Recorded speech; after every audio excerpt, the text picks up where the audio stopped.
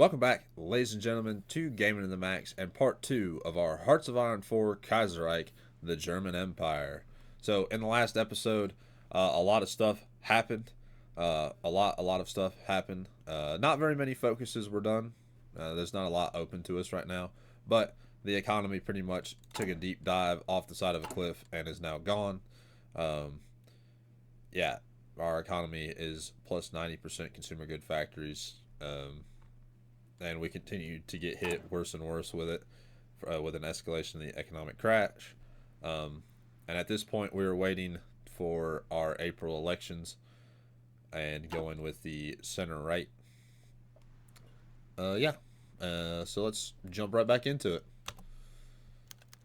The Kinata Affairs, a rather unique case, has been sluggishly passed throughout our legal system for years. Now it has reached the highest courts in the German state. Anti-colonial activists Jumo Kenyatta has brought a class action lawsuit against the former Middle African administrations for its conduct during the 1925 pacification of Kenya. This case has become something of a political embarrassment, as some of the plaintiffs are British settlers. It cannot be easily dismissed. They claim that Schutztrupp harmed them throughout policies of illegal land seizures and even abductions and abductions and torture, all done with the knowledge of the Middle African administration and with little legal basis. While the main parties involved are no longer part of the administration, commenters have noted that an award by the court could potentially set a precedent as to what the permissible extent of rule bending of our colonial administration is. We have nothing to fear. I don't know, that sounds pretty horrible.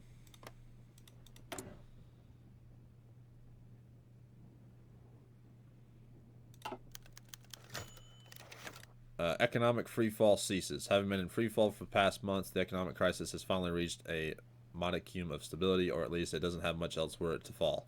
The least stable companies and banks have gone under, and now the more durable ones compete in a shrunken, silenced government. Investors' trust is at an all-time low, so new investments are non-existent and production stagnates. And of course, millions of workers who had stable jobs last year are now on the streets desperate for work, but companies shaken by financial collapse are very hesitant to expand and employ more workers again.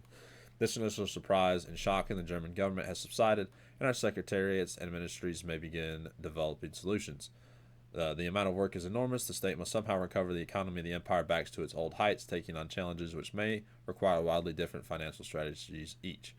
The bureaucrats and officials thus eagerly await the results of the April election. Perhaps the next government will have the political capital needed for the necessary actions. We shall restore the miracle of the Golden 20s. The Black Monday Crisis card game will be initiated. You must win at least 10 rounds of the game and improve economic health to -1 to put an end to the crisis. This card will have no effect because there are not at least 5 cards in the deck to draw. So that's kind of, I don't know how to play the game, so hopefully they teach me this card game. That's actually kind of cool how they're doing it now.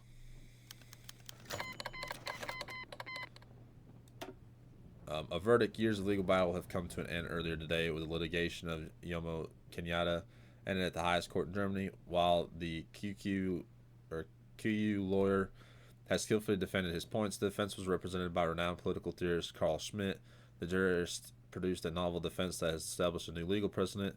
The Schutztrupp Command has allegedly acted in the interest of the state by taking necessary steps to ensure the integrity of our empire in a state of exception. Finer details of Schmidt's case were largely based on the essay on political theology, which gave birth to the phrase, "Sovereign is he who decides on the exception." Whether Schmidt intended this or not, the phrase has become a catchphrase for the supporters of a more hardline approach to colonial governments. What is this nonsense? Oh, this is the card game. Alright, so let's read this. The Black Monday trading card game is a turn-based game during which you must play against the crisis and defeat it in a match of wits and strategy. Every 30 days you will draw a hand from your card decks, including 3 types: relief, recovery, and reform. These 3 cards can boost one another. Draw more cards gives you more advantages, or simply deal investments in stability score, your attack and defense. At the end of the rounds, you must surpass the crisis, stagnation, and economic decline, while also being aware of the mounting toll this takes on your debt. So, we have the following cards currently in our hands. 1, capital control, money issuing, Reichsbank analysis, RAFAUA employment program, or 1 Chancellor and the radio card. And that's all we have in our deck. Economic health is -10, and current debt is 105% of the GDP. Dang. If it goes to 200%, we'll enter a debt default. We'll lose Black Monday card game, and our economy will collapse even more than it already is. So this card is 50% more effective because it's a money creation card type played during a liquidity crisis. We add 1,500 to the stability score, and we add 1,500 to the investment score, and it adds 1% to the debt score. All right. Capital control adds 2,000 to stability, 500 to investment. Oh, there's the stability. Okay. Adds 1%. That's 1,500 to stability and 750 to investment, 1% to the debt.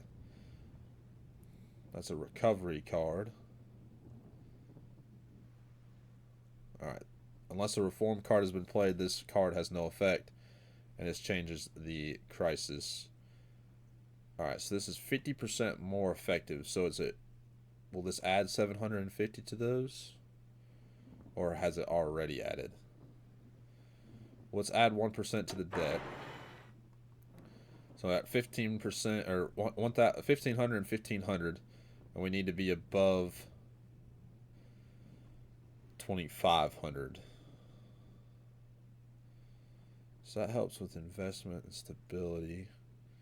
That'll put our stability up high enough, but not our... Alright, let's change the crisis. So now we got inflation. Capital control adds 3,000 to our stability because of the change in inflation.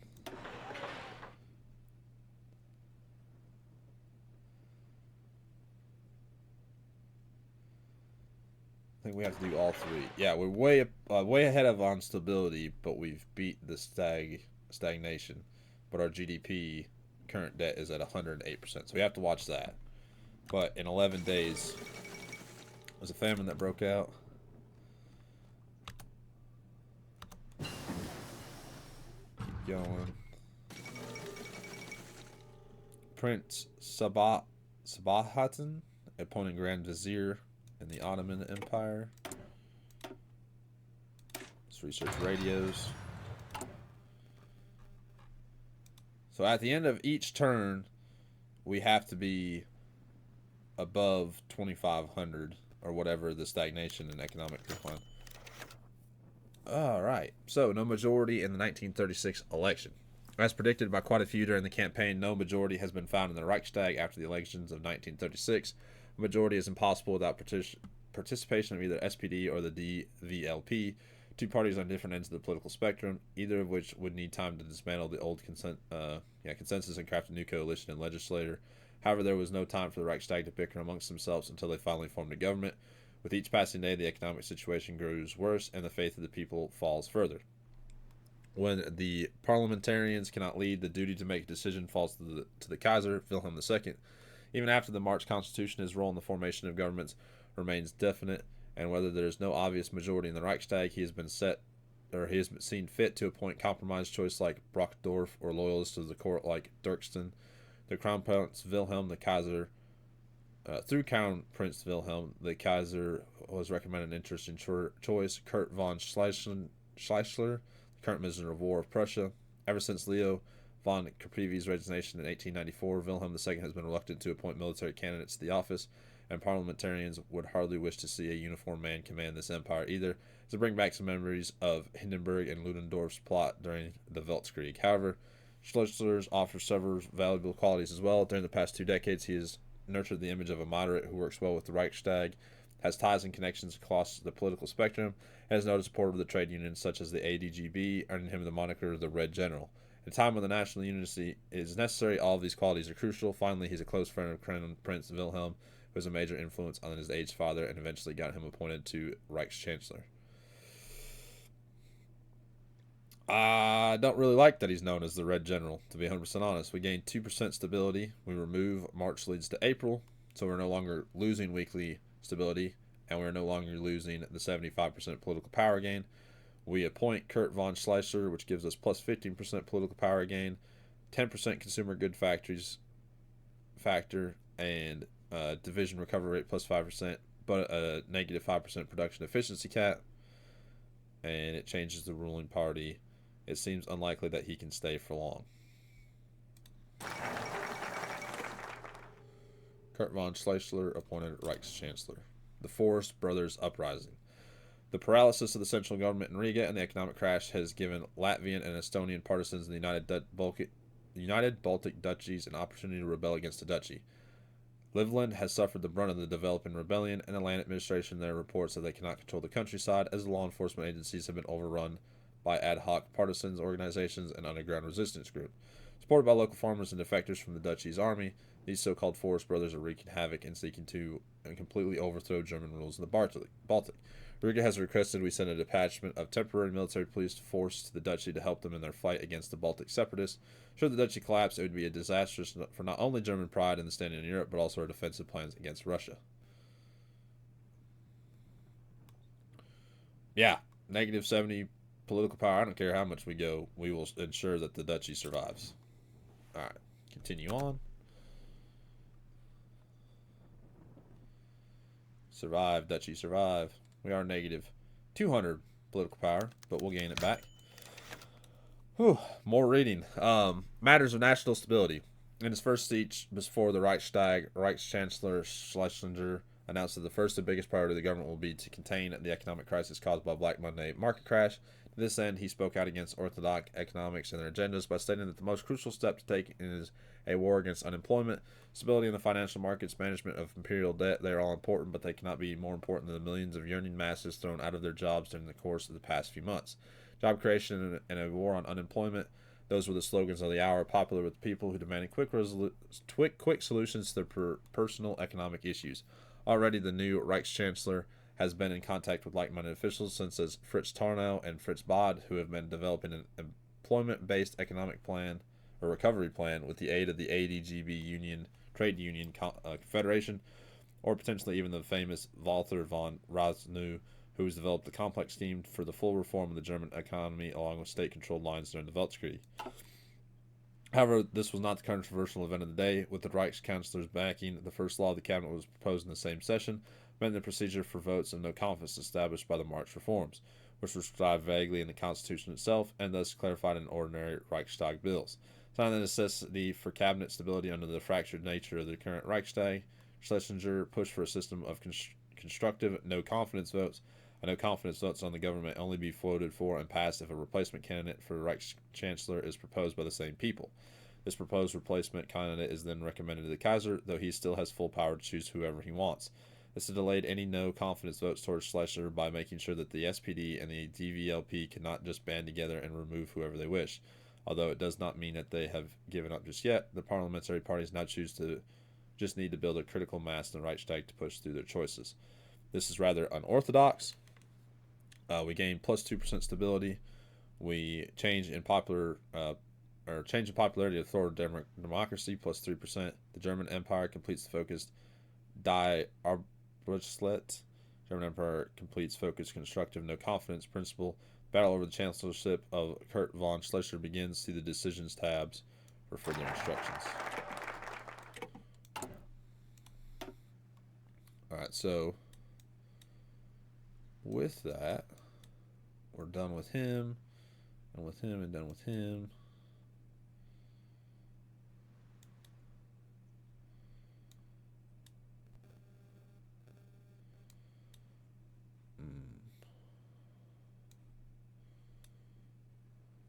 Well, we most definitely do not want the regime of the Red General.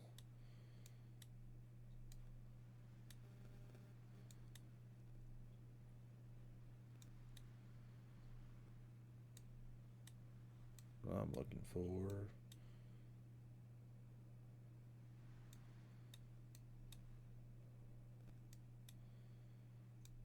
down here either.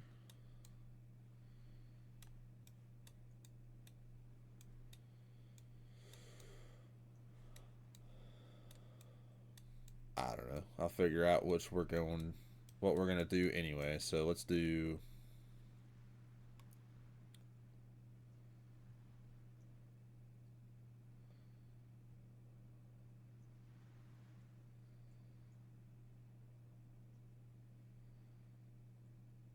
I don't want to do that.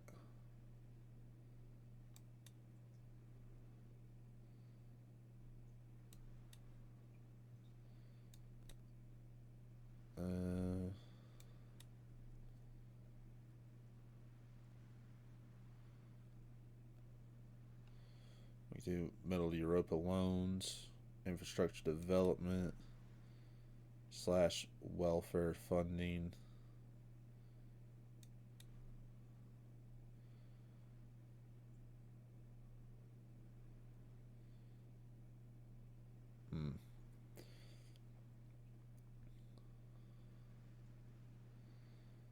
Vast public works.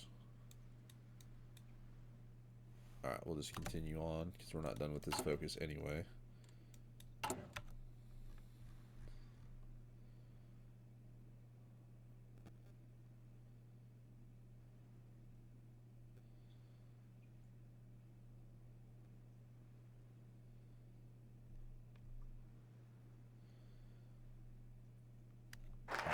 don't want the Democratic Union to win.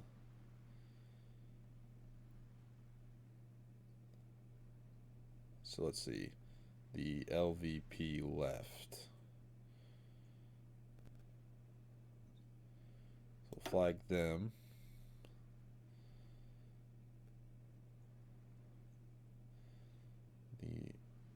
The Zentrum left. We'll flag them.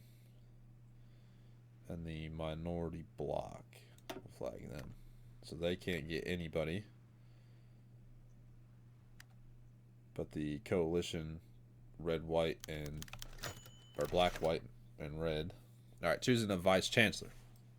All right, officially known as the general deputy of the Reich Chancellor, the vice chancellor may be appointed at the request of the Reich Chancellor. He's able to fill the duties of the Reich Chancellor and countersign imperial orders and decrees in the Reich Chancellor's stead. Generally holds considerable influence in the collegial federal government. Traditionally, the vice chancellor also serves as the Secretary of the Interior, while this is not an ironclad rule. During coalition governments in the empire, the vice chancellor is generally given to the most important coalition partner of the Reich Chancellor. For Schussler, this is an issue as he is an outsider of the Reichstag and seeks to work beyond the partisan barrier. But it also gives an opportunity. By tactically appointing a delegate of a bothersome ideological wing, he can sedate them for a time and spend that time furthering his agenda. An independent, nonpartisan, yet generally conservative official such as Thilo von Wilimowski would be seen as an act of trust by the conservatives in the Reichstag. On the other hand, a member of the right wing of the SPD, such as August Winning, would secure that Schussler's government enforces its pretence as the Red General's government and grants some assurances to the SPD. Alternatively, it is possible to simply leave the office of Vice Chancellor vacant, sort of forego opportunities for building cross connections, or to consolidate even more power in the hands of the Reich Chancellor.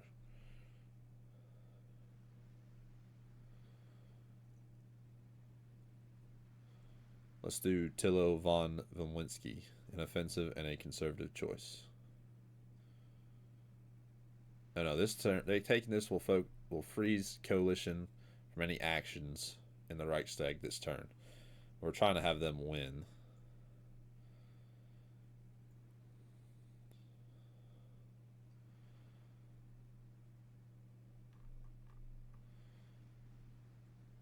Let's see. Because we don't want the Democratic Union to win.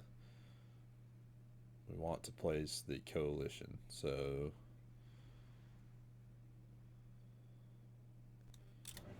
yeah. So stagnation and economic decline do go up each turn of the game. So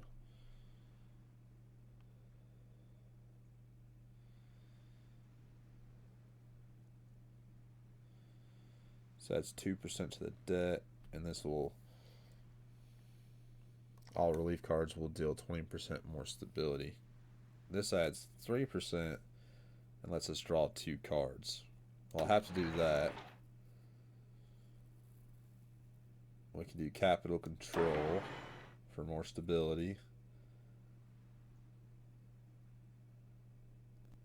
And then the employment program.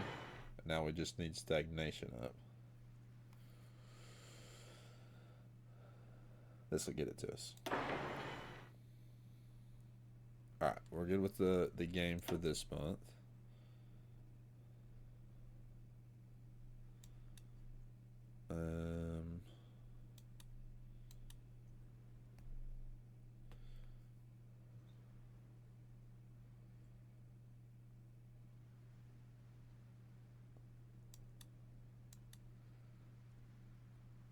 Let's do negotiating debt restructuring.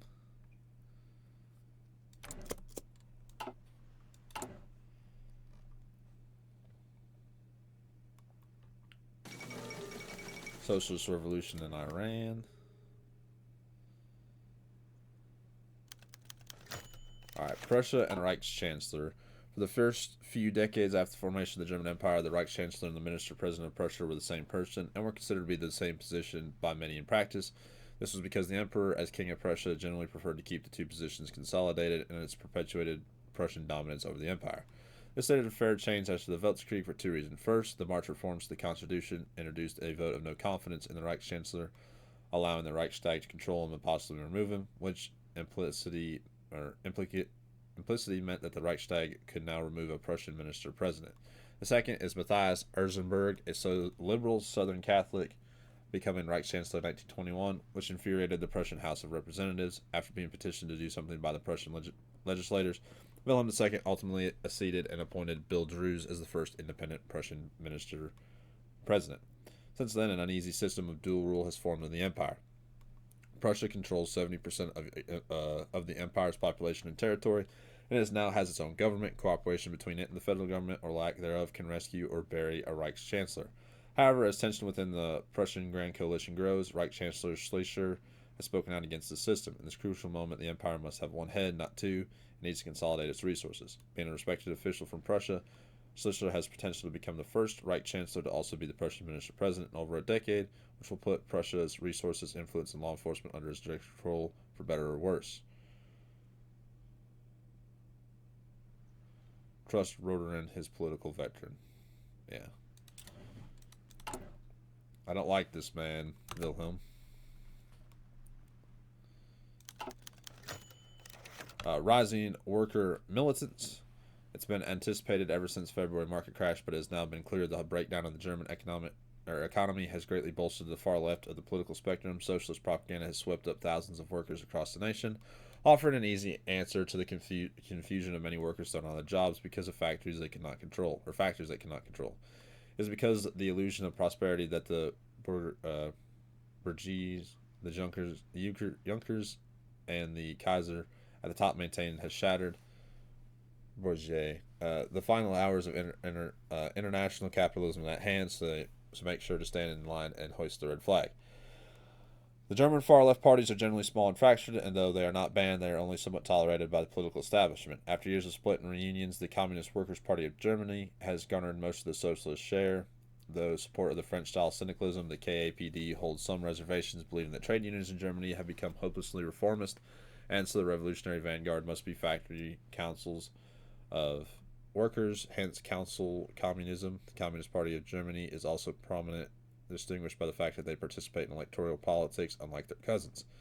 In bad blood between the numerous factions of the far left, they find the strength to cooperate from time to time, and today is one of those cases. The KPD, and their aligned trade unions are planning a mass demonstration in Berlin on International Worker Day, May 1st, and expect to be joined by similar events in the Rhineland and Saxony. This is not good.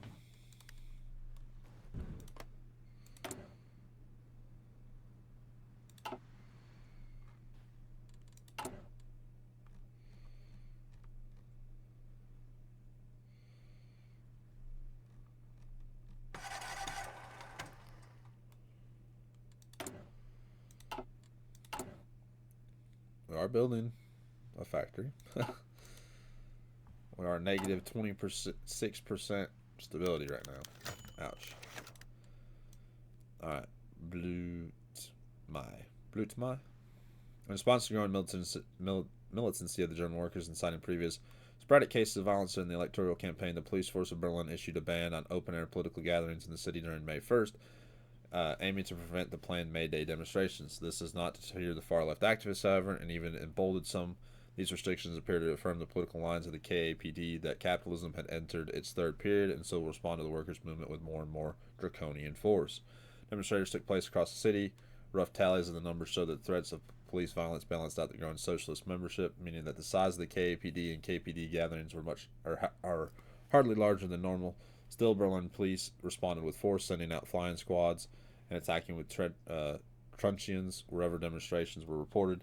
Even the lawful conventions such as SPD and liberal trade union assemblies were mistaken for socialist protests and attacked. Street combat broke out in the socialist-dominated Wedding district, but it was one-sided and only served to escalate police response. Live rounds were fired upon KAPD demonstrators, and over 30 people were killed by the end of the day. Around 200 injured, and 1,200 were arrested by the police. Distribution of Kommunistische Arbeitsversammlungen were curtailed in the aftermath to suppress the casualty numbers, but the message spread across the nation nonetheless, and further inflamed friction between the government and the labor movement.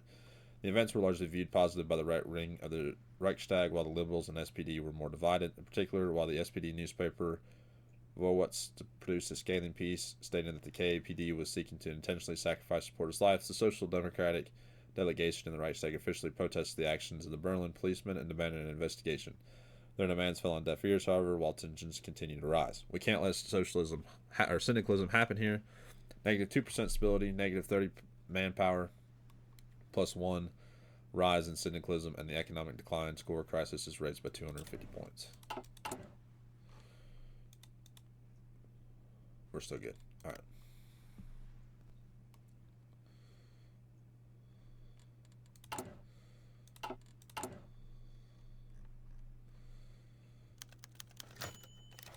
Greece seizes German assets. Thanks to the rippling effect of Black Monday, German investors who held majority share in Greek factories and mines have been closing these businesses down. In some cases because they're unprofitable, but in others because the investors have gone bankrupt. The Greek government has responded by seizing the companies, despite the Treaty of Salonika signed after the war stipulating that our investors have unfettered access to their economy. Many in the government are suggesting we respond harshly and not only apply sanctions but pull all investments out of Greece to get all together. Others say the country is only trying to stay afloat. Black Monday has hit us all hard. So apply sanctions and pull all businesses out. This will prevent them from peacefully joining our sphere of influence. Sanctioning them again will not allow us to have them peacefully join or leave them be that we're all trying to cope. Now, we're most definitely saying, hey, you guys wanted to, find out, and you're finding out. So we don't have to peacefully do it. You will fall into my grasp at some point. Fall of the Eastern Railway. The Polish railway network, managed by the KKWIP, is largely owned by a German subsidiary of the KPUGHSTE, Prussian government railway company. This arrangement has secured German oversight over the vital transportation route to the Ostaaten, but also required considerable funding to keep the route operable for major military deployments to the east. The dramatic reduction needed for traffic and cuts to the KPUGHSTE's budget, the railway fate is now uncertain. Thousands of railway workers unemployed. The Polish government is under tremendous pressure to buy the corporation out from Prussian hands. This would result the Poles taking care of the little financial losses, but our military question: how safe would it be to entrust the Poles with the ownership of the most vital route to Middle Europa? Save it as a matter of national security, most definitely.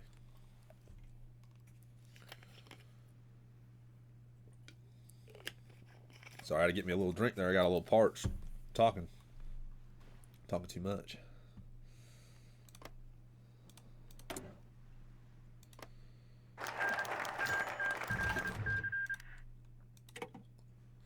Competition for the Privish Ostbahn. A number of major businesses in Ukraine have come together in state-sponsored plan to buy the majority shares of the Prussian Eastern Railways, a subsidiary of the Prussian State Railway Company, which operates the majority of railways in Ukraine. With this transaction, the ownership of the railway is transferred to the Ukrainian Railway Corporation, adamantly still with a sizable portion of German private ownership. Alright, gives us plus 50 political power. Focus tree.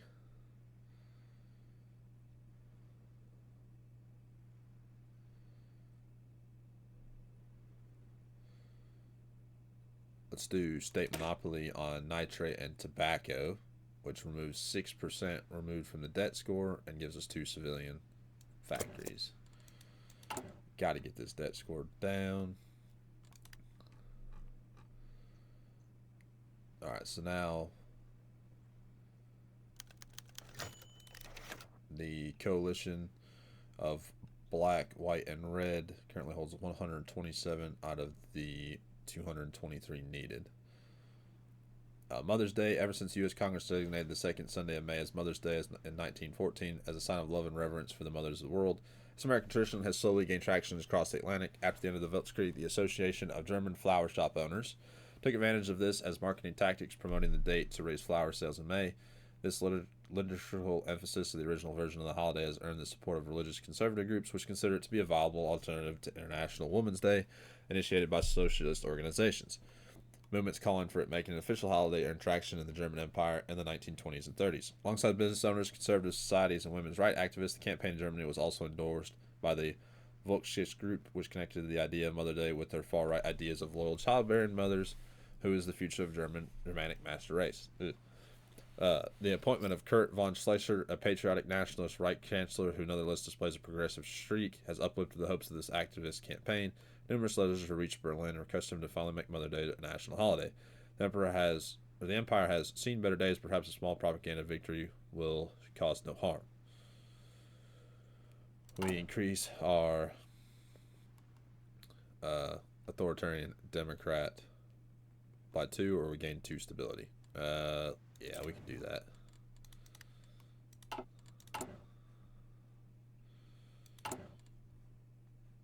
Alright, let's pause. Let's see, who are you all trying to get? The LVP left again. The minority bloc. The Zentrum left. And who are you trying to get? DKP, Zentrum Center.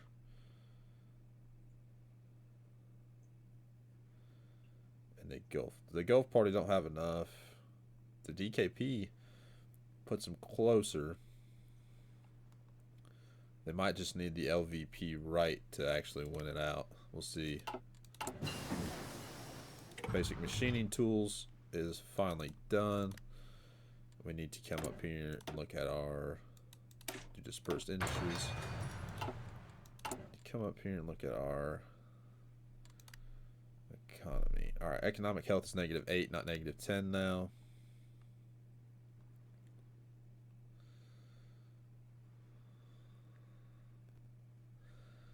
Man, I wish I didn't have to keep adding +3.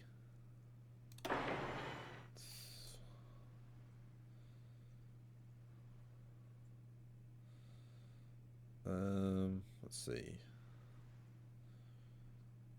Capital controls 200 to or 2,000 to stability, 500 to investment.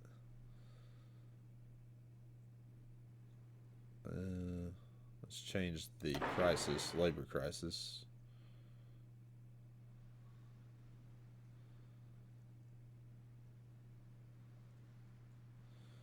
We can add price monitoring, which all relief cards will deal 20% more stability. Adds 3% to a debt score. This card will be removed permanently from the deck. Adds price monitoring, plus 5% stability. Political power gain, plus 5%. That's for all relief cards. Yes. Capital control gain.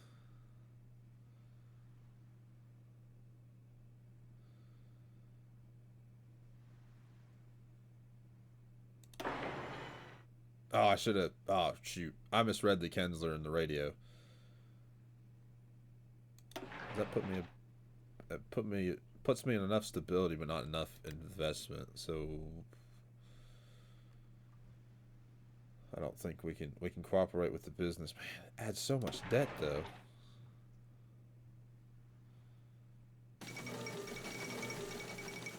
Manuel Carlos assumes full control in Argentina, and conservatives topic the Baltic government. It's not the worst thing.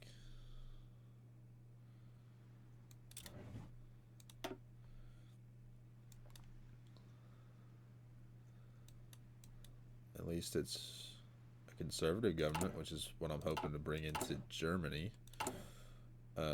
Let's do this one. We just beat the investment. We way beat the stability, but we just beat the investment. Leadership changes in the... Oops. Alright, legation cities voting. Black Monday has left deep scars in the global economy, in particular on the Deutsche Ashtian Bank in Shanghai, which seems to have fallen victim to unscrupulous business practices, probably insider trading.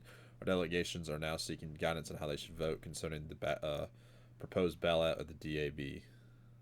Approve the motion. Leadership changes in the center. Times could definitely be better for the Zentrian Party, the main representation of Catholic interests in German paramilitary or parliamentary politics. For many years of aimless leadership under the moderate Rhenish wing, two mediocre election results in 1931 and 1936, and the collapse of several government cabinets with Zentrum participation over the course of the last few years.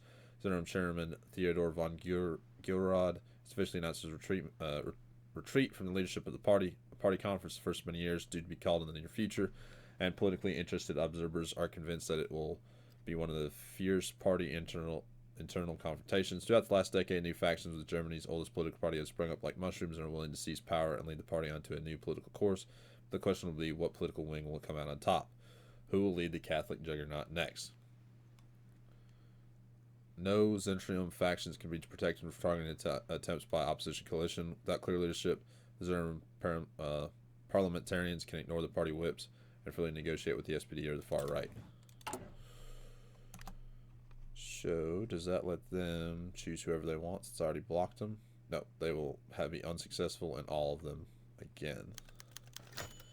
Exporting arms to Venezuela. We've been approached by officers from the Venezuelan military looking to buy modest amounts of artillery pieces to refit their troops. While we obviously will have to say goodbye to part of our arms stockpile, it would be a rather lucrative contract that would stimulate our arms industry.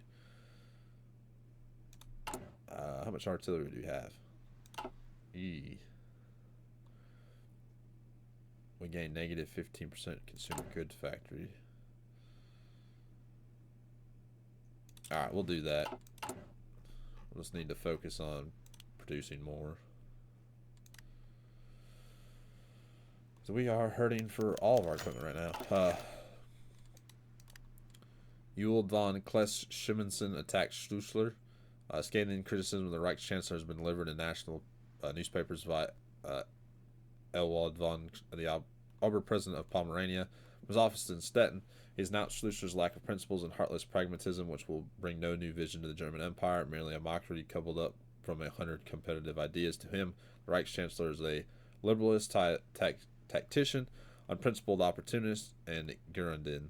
One day he has acted as nearly as syndicalist before trade unions in Rhineland. Another day he denounces those same ideas as he plots with business owners and puppet bureaucrats. Such as a man can never reintegrate the German nation, merely drag it deeper down. The words of the rising star among German conservatives has traveled far. A well-connected East Albion aristocrat and a leader of the Pomeranian agrarian movement, Klaus Schumann represents a new Junker generation, has already been considered by conservatives a potential candidate for Prussian minister-president or even Reichschancellor. A sentiment towards Schlussler is shared by the DKP in particular, who have chosen this week to finally announce their electoral alliance with the DVLP will continue in the Reichstag as well. Easy for him to attack from his comfy Stettin office. Negative 2% stability, political power, negative 25%. The DKP faction in the Reichstag will join the coalition, black, white, and red. That's what we were hoping for. They're at 177 seats. If they get the agrarian parties, it's only 3, 5, and 25. So 33. Just puts them too short. Alright.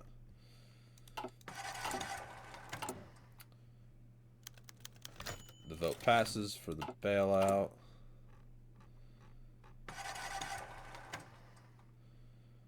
good on our card game, so that should go to -7.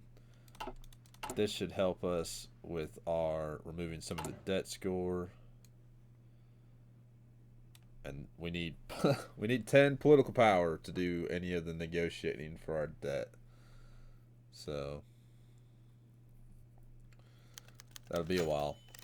Fall of the Reich Cabinet, the incumbent nonpartisan government in Prussia led by Minister President Siegfried von Rundern has not endured the aftermath of the economic crisis. The election of 1936 has driven tensions between the members of the Rhodian Council as well. The Prussian DVLP, DKP, Zentrum, and LVP witnessed a change of demeanor in their federal counterparts. Thus began drifting themselves after a failed vote on the government subsidiaries to Silesian coal industries, which was blasted by the DVLP as ridiculous support of sycophants and Jews. Rundern chose to resign due to the legislative lack of confidence in the cabinet. Wilhelm II accepted the recommendation of the House of Lords and appointed Adolf Travotsky von Botzek-Friedman as the next minister president of Prussia, a relatively pragmatic East Prussian aristocrat with Lithuanian roots. Bataki earned notoriety for his leadership in the Imperial Nutrition Office during the Weltkrieg. News outlets believe that he will seek to maintain Rundern's coalition of the center and the right and retain most of the incumbent ministers. We get monthly population plus 10%, recruitable population factor 5%, change in popularity of paternal autocrats and social democrats plus 2%, respectively. But with that, we can aid the Sichuan province. We'll agree. I need to block the LVP left, the minority bloc, and that's all we can. You guys are going to go after... Oh, I blocked the minority bloc for both of them. Shoot. The minor liberal parties.